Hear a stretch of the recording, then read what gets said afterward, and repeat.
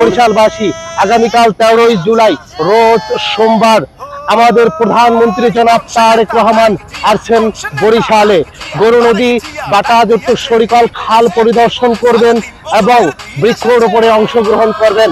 এরপর আমরা সবাই দল মত নির্বিশেষে সবাই একসাথে চলে যাব বরিশালবাসীর যে দীর্ঘদিনের আমাদের আশা আকাঙ্ক্ষা, যেটা 22 বছর পরে কিন্তু আসছেন, আমরা সরাসরি তার কাছে পেশ করব এবং সরাসরি আমাদের প্রধানমন্ত্রী দেবেন সেই সৌভাগ্য কিন্তু আগামীকাল সোমবার দিন হবে।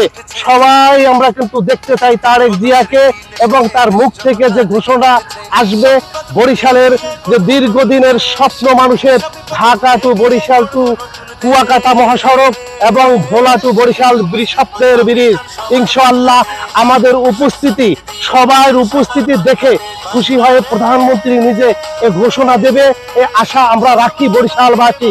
ইনশাআল্লাহ সবাই মিলে সব সময়ের জন্য মনে রাখতে হবে, বাংলাদেশের প্রধানমন্ত্রী কোনো ব্যক্তিগত লোক নয়, সে সবার, সে 18 কোটি, সে কোনো দলের নয়, সে সবার জন্য প্রধানমন্ত্রী।